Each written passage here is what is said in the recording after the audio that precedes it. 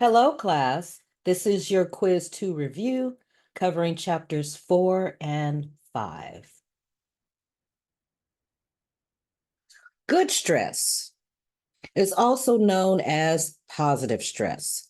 It stimulates a person to function properly.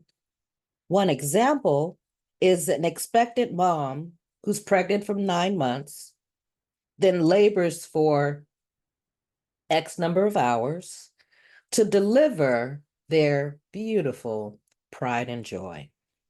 We're talking about eustress. Bad stress or negative stress that depletes life's energy and may result in illness or even death. One example would be a car accident. We're talking about distress. A state of physical, emotional, and mental exhaustion resulting from constant or repeated emotional pressure, that is burnout. The repeated reliving of trauma through nightmares or recollections, daytime recollections, that would be post-traumatic stress disorder.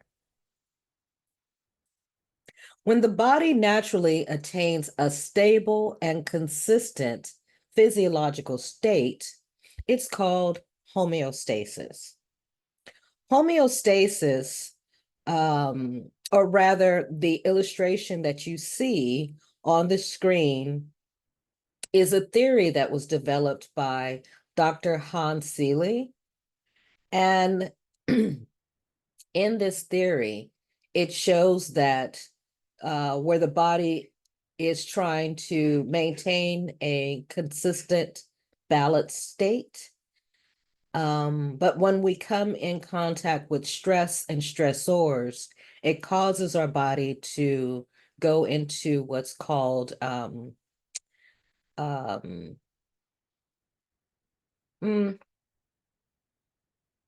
rather, I should just explain it this way. It causes a reaction to be triggered that has 3 distinct phases, and those phases are alarm, resistance, and exhaustion.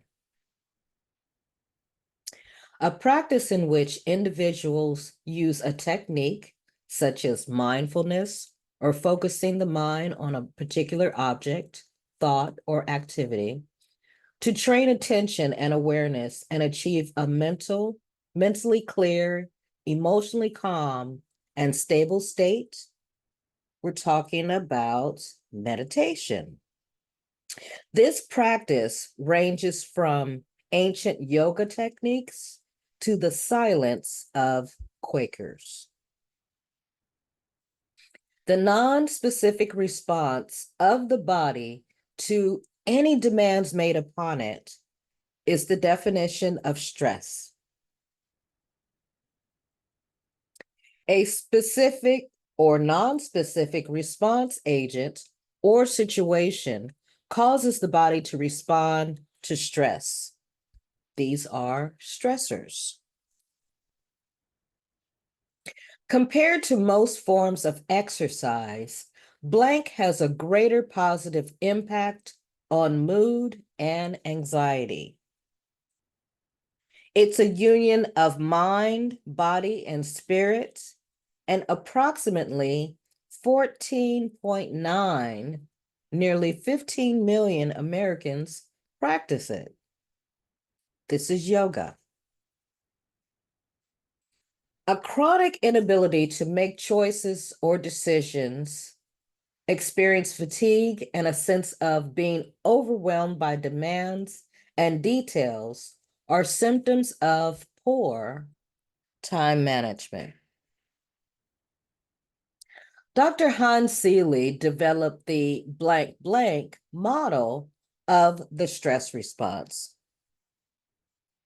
We're talking about general adaptation syndrome, also referred to as GAS. Dr. Selye postulates that when a stressor disrupts homeostasis, again, it triggers a stress response that consists of the three stages that I mentioned before: alarm, resistance, and exhaustion. The blank blank refers to a cascade of internal changes that mobilizes the body's resources for action. This is the stress response. The process by which friends, acquaintances, and others in our social networks influence our behavior and our health, both positively and negatively, is known as social contagion. Let me ask a couple of questions related to social contagion. Did the pandemic teach you anything about the influence of relationships? Does social media help or hurt our health?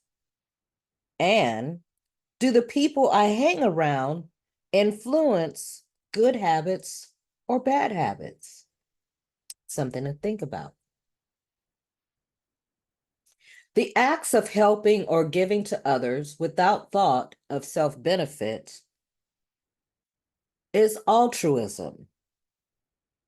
An English poet mentioned in your text named John Donne was quoted as saying, "No man is an island. Our survival depends on the generosity of others. If you haven't yet given of yourself by volunteering to help a friend or neighbor in need, give it a try. You'll be glad you did. You'll experience a warm feeling called a helper's high that you can't get without being altruistic." A form of cyberbullying that uses online sites like Twitter and Facebook, email messages, and social media to harass victims and damage their reputation or turn others against them. This is cyber stalking. Cyber stalking occurs most often in the context of ex-partner relationships. Most perpetrators are male and victims female. A word of advice here is to be careful of the images you create online, because anything can be misinterpreted and misconstrued by someone who means you harm. So please be cautious. Take the locations off of your pictures. If you are going on vacation, don't post that you are leaving, but rather share the good times that you have once you have returned and are safe. Just think about it. A closeness shared between two people, characterized by the desire and ability to share one's innermost thoughts and feelings, either verbally or non-verbally. This is intimacy. Intimacy is something that is built over time, and it benefits college students because closeness in itself helps to ward off depression and supports feelings of belonging. A couple living together without official ties, such as marriage. That is cohabitation. Did you know that 59% of couples cohabitate versus 53% of couples who actually marry? Couples who cohabitate can register as domestic partners in some states. Some of the reasons couples cohabitate are economics. The cost of living in the Bay Area is very, very high. Social acceptance, more time together. It's a way to test the relationship, and it could be used as an alternative or a prelude to marriage. Governmentally, socially, or religiously recognized marriage in which two people of the same sex live together as a family. This is, of course, same-sex marriage. And befittingly, since this is Pride Month and the end of Pride Month, actually, it's a good time to talk about this. In a landmark decision in June 2015, the US Supreme Court ruled that the Constitution guaranteed a right to marriage for all Americans, regardless of their sexual orientation or gender. Of same-sex couples, 58% marry, while 42 remain unmarried, but in domestic partnerships. Household formed when one or both partners bring children from a previous union or unions are commonly referred to as blended families. The definition of the blended or nuclear family continues to evolve and diversify. What remains consistent is young parents finding a way to complete college. Being a parent is not a disqualifier to accomplishing your goals. Chabot College has childcare resources to support you in attending class.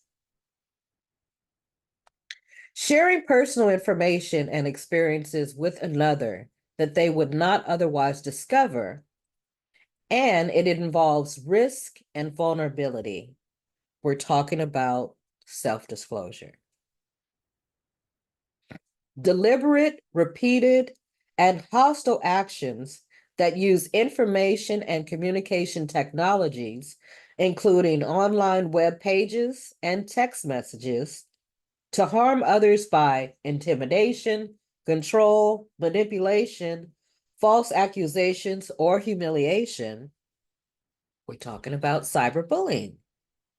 In 2015, when your text was published, the prevalence of cyberbullying on college campuses ranged between 8 and 21%. Today, cyberbullying averages 21%, and a whopping 43% of college students report experiencing cyberbullying. It's important to mention that cyberbullying and cyberstalking can be criminal offenses punishable by imprisonment. You also can be removed from Chabot for committing such acts. This behavior refers to a range of physically intimate behaviors, from kissing to intercourse, that happen casually between two or more people. These are hookups. The reported statistics for hookups among college-age students are unclear, but they do occur. Nonetheless, research indicates that students in today's generation abstain from sex more often compared to teens and young adults from previous generations. Whatever your choice, do you, but be safe. Unwittingly contributing to a person's addictive or abusive behavior, we're talking about enabling. Blank has been described as the most holy bond of society. We're talking about friendship. Friendships rather, are very, very important to our lives. Some of us develop friendships that start in preschool or elementary school and continue through school, college, and well into our adulthood. And those are the types of friendships that we must treasure. Okay. Blank relationships are characterized by negative and destructive patterns of behavior between partners or between parents and children. They also can happen between friends. These are the type of relationships that we do not want to develop, and we definitely want to get out when we find ourselves in these relationships. They are dysfunctional. Mental health professionals define dysfunctional relationships as ones that don't promote healthy communication, honesty, or intimacy, and either person is made to feel worthless or incompetent. We don't want any of that. All right, lastly, the extra credit question will come from Holmes and Rashi's schedule of recent experiences.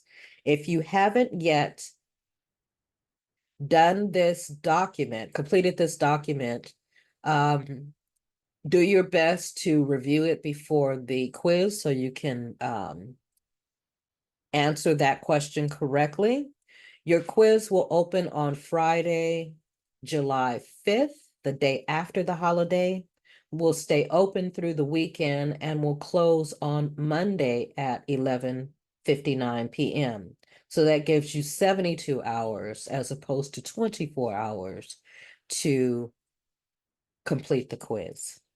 If you have questions, I will be in my office next week, Tuesday and Wednesday. The structure or the format of the quiz is exactly the same as the first. So you will have 25 multiple choice questions plus one extra credit question worth 7 points. I will talk to you all very soon.